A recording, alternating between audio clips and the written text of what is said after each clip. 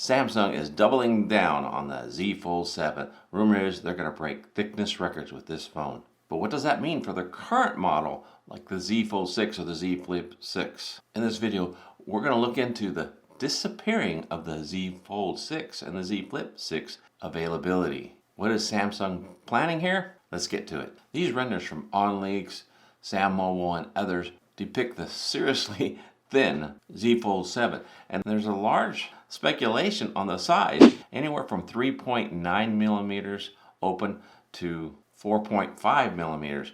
Now most are saying it's going to be 4.3 millimeters thick, but without the bezel. The bezel here, as you can see, does lift up a little bit. I'm not sure if you can see it right there. Let me get as close as I can. The bezel does lift up a bit, and they're saying the measurement without the bezel brings it down to 3.9, and with the bezel is 4.3. What does 4.3 look like compared to this? So this one happens to be 5.6 right now, and this 5.3 is actually the size of the Honor Magic V3. Now again, that could be without bezel, but regardless, with or with bezel, you can see how much thinner it is here. Let me get as close as I can, and you can tell that the Honor Magic V3 is significantly thinner, more than one might just imagine. So the Z Fold 7's definitely going to be their thinnest phone. Even if you were to compare that to the Samsung S25 Edge, which is their thinnest bar phone, this Z Fold 6 in its current status is thinner than that phone. Now rumors are this thing being closed is going to be somewhere between 9.2 to 9.3 in thickness.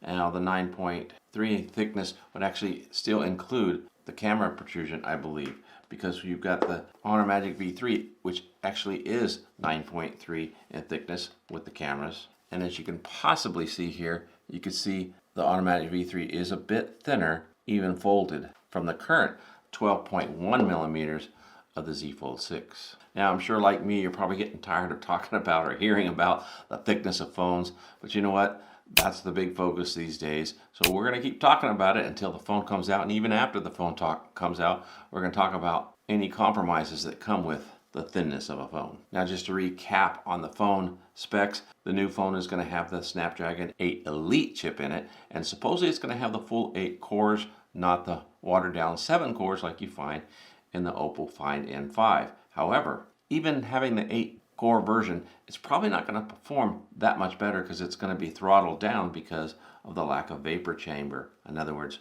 cooling. In order to prevent it from overheating, it'll be throttled down, so it won't perform nowhere near as much as something like my S25 Ultra, which of course we know is one of the fastest phones available right now. And we will test that theory out once the Z Fold 7 is released and we do a bunch of tests.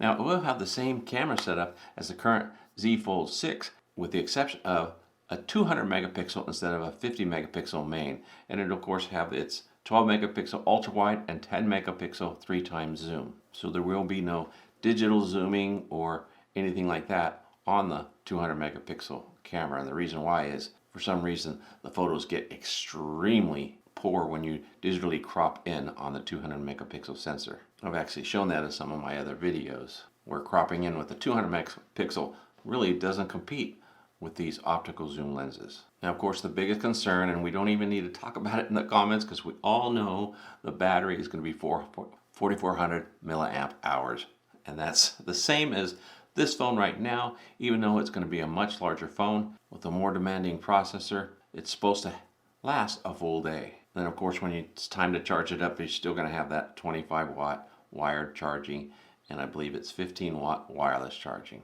So the Z Fold 7 is not expected to be a powerhouse when it comes to battery and charging. So all that aside, everything else is the biggest focus on this Z Fold 7. Now here's where the plot twists. As far as the Z Fold 6 and its availability, as well as the Z Flip 6, right now currently the Z Flip 6 is not available anywhere. Or as far as Samsung goes, it's out of stock according to Sam Mobile.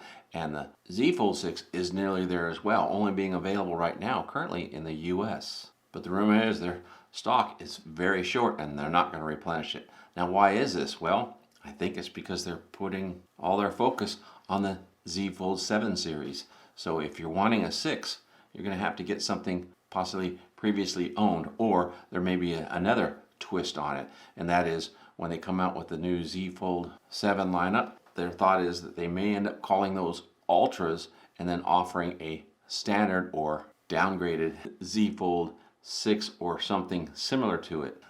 So whatever it is, it'll be significantly less than that of the Z Fold 7 series phone in specs and capabilities. So if you're waiting on the Z7 series to come out so you can get the Z Fold 6 series at a cheaper price, that may not happen. And you may have to go down the pre-owned route. So now I want to hear what you think. Are you going to buy the ultra-thin Z Fold 7? Or are you concerned with the battery numbers and it being so low that you're going to wait for the Z Fold 8? Or maybe take a serious look at some of our Asian foldable competitors, because there's a lot of good ones out there, such as the up-and-coming Honor Magic V5 or the Vivo 5 Fold that is about to come out as well. If you want to know more about the Honor Magic V5, because I did a full video on this, and it's coming out with a 200 megapixel camera as well, but there's a big, huge difference between that and the Z Fold 7.